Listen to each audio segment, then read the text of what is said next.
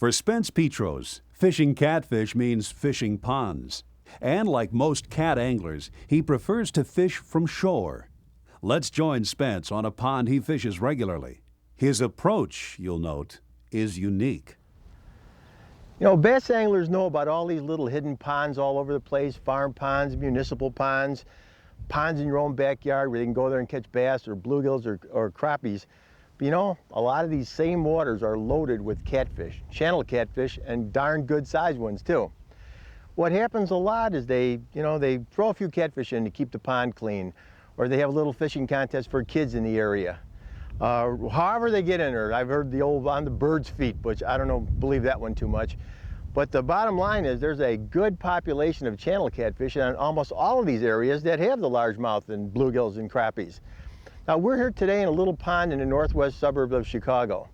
And as you can see all the way around, it's beautifully manicured. You've got houses around there. It's public, picnic tables, a tennis court, swings. You have all kinds of little things around here. And this is one of my favorite spots, one of about 6 or 7 spots that sometimes when I want to just get away and sit down for an hour or two and throw out some baits, this is one of the places I've come. This is more of a big fish pond. We've got some of them we fished the other day. We got 10 one day in the morning and 7 in the evening. But this one here, you don't get too many, but with a little luck, we get a chance to get you a big one or two today and show you. But let me show you some techniques that we use on these ponds.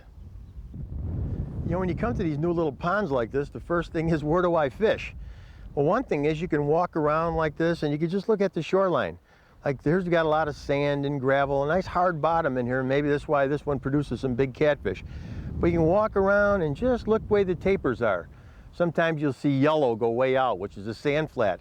Other times the water will get a little deeper close to shore. But that's one way of telling. Another way that I like is I'll put on, you know, some very visible line, just like I catfish with, and a weight like that. And I'll try to make equal casts every time. Let's say I'll just toss it out and I'll watch the lure sink like this. Okay, you throw it out there and you're counting 1, 2, 3, 4, 5, 6. And that line went slack, just that big bow. And that's a great way of telling depth. Anything, if you're bass fishing or walleye fishing or you're shore fishing and you want to know how deep it is out there, that's about the quickest way to tell. And I'll just walk along the shore every 50, 60 feet. You can also put a jig on there too, which, you know, you might catch something else. Every 50, 60 feet like that, always make the same length cast. Count it down, 2, 3, 4, 5. Okay, it's a little shallower right there. Looks like the water swings in a little deeper here.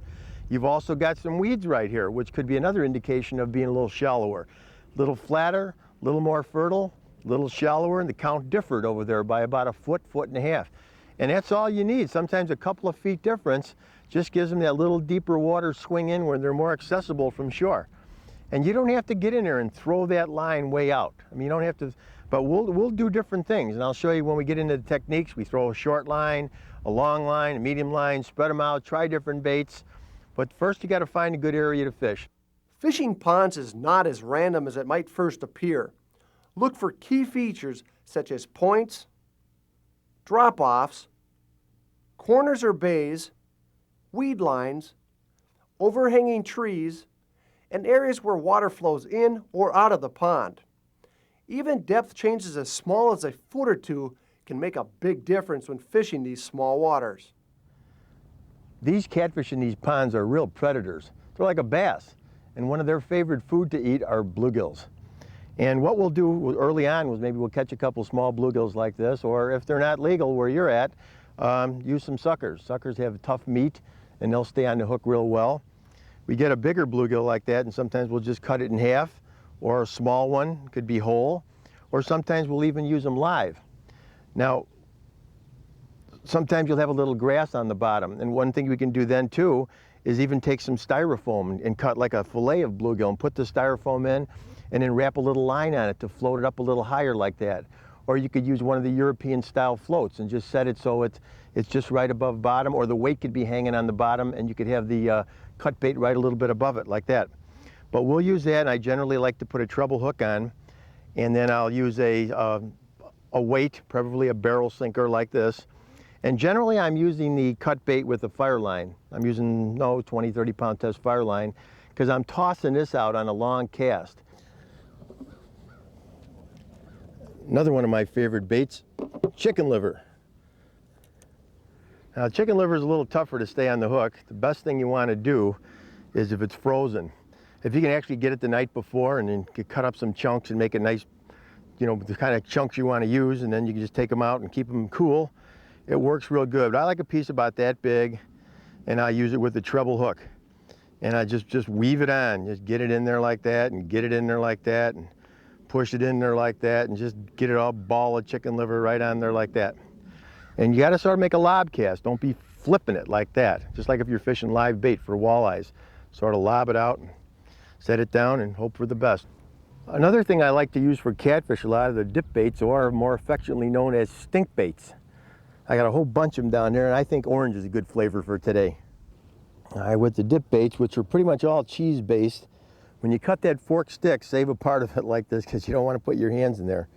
And just put it in there, the worm dry, and just sort of mush it around in there pretty good, and get a lot of those little cracks and crevices all filled up, a nice big old blob of stink bait.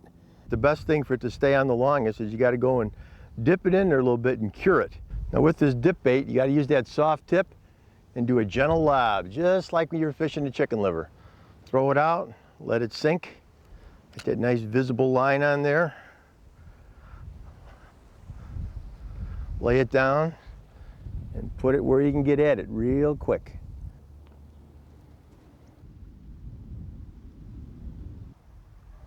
There goes one. Oh, oh, it feels like a good one.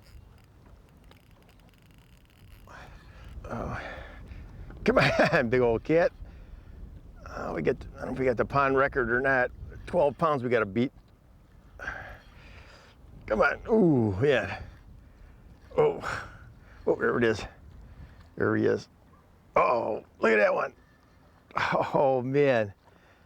Big old catfish from the suburbs of Chicago.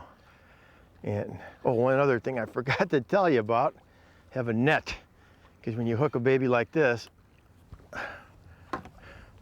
you're gonna need it. Come on, come on, come on. Oh, oh baby.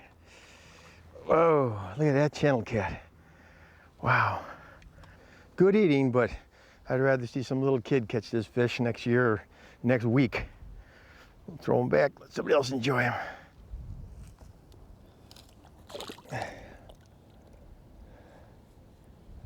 Junk there. You know, there's hundreds of ponds like this all over the country. Don't neglect them for these channel catfish. Many of these ponds, I'd say most of them, have this hidden population of channel catfish that could make your day. Go out and give it a try.